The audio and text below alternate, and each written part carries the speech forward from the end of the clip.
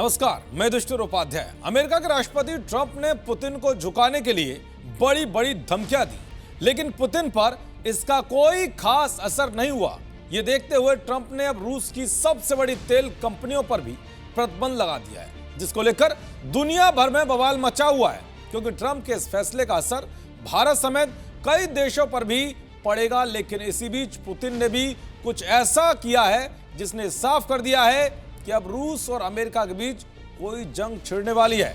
आपको बताऊंगा कि रूस ने अचानक ऐसा क्या धमाका किया है कि परमाणु युद्ध का खतरा बढ़ने लगा है। साथ ही बताऊंगा कि गुस्से में आए पुतिन ने यूक्रेन को लेकर ट्रंप को क्या चेतावनी दी है कि जिसने अमेरिका ही नहीं बल्कि नाटो के 32 देशों में खलबली मचा दी है।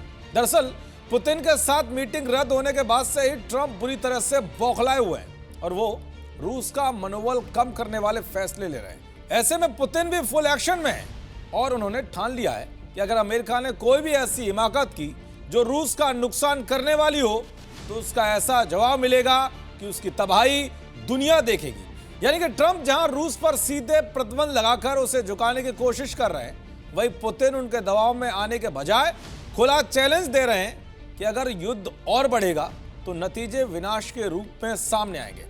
और पुतिन ने इसका ट्रेलर भी दिखाना शुरू कर दिया है, क्योंकि ट्रंप के प्रतिबंधों के बीच रूस ने अपनी ताकत का जोरदार प्रदर्शन किया है। रूस ने अपनी परमाणु ताकत का प्रदर्शन करते हुए इंटरकॉन्टिनेंटल बैलिस्टिक मिसाइल का परीक्षण किया है। पुतिन ने खुद इन अभ्यासों की निगरानी की। यह टेस्टिंग उस समय हुई जब अमेरिका के राष्ट्रपति ट्रंप के साथ यूक्रेन पर प्रस्तावित बड़ी बैठक कैंसिल कर दी और मॉस्को पर नए प्रतिबंध लगाए गए। ऐसे पुतिन यह सीधा संदेश देना चाहते हैं कि उन्हें इन हथकंडों से झुकाया नहीं जा सकता। रूस के मुताबिक यह अभ्यास रूस की न्यूक्लियर ट्राइड यानी कि जमीन, समुद्र और हवा से हमले की क्षमता के सभी हिस्सों को शामिल करता है। इसके तहत यार्स आईसीबीएम को उत्तर पश्चिम रूस के प्लेस तक लॉन्च सेंटर से छोड़ा गया, जबकि सिनेवा आईसीबीएम को सागर में एक परमाणु पनडुब्बी से दागा गया। इसके साथ ही TU-95 रणनीतिक बम वर्षकों ने लंबी दूरी की क्रूज मिसाइलों से भी अभ्यास किया है। तो वह रूसी सेना के जनरल स्टाफ प्रमुख जनरल वारेनी ने एक वीडियो जारी किया है। पुतिन को जानकारी दी है कि इन अभ्यासों का उद्देश्य परमाणु हथियारों के उपयोग की अनुमति देने की प्रक्रिया का अभ्यास करना था।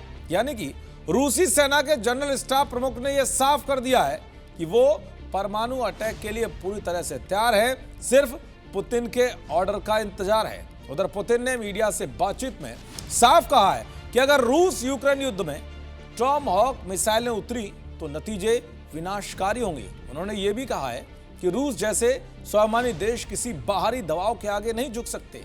दरअसल यूक्रेन के राष्ट्रपति जेलेंस्की टॉमहॉक मिसाइल इसलिए मांग रहे हैं क्योंकि इसकी रेंज में सीधा मॉस्को आ सकता है। हालांकि ट्रंप इसे यूक्रेन को देने से पीछे हट रहे हैं।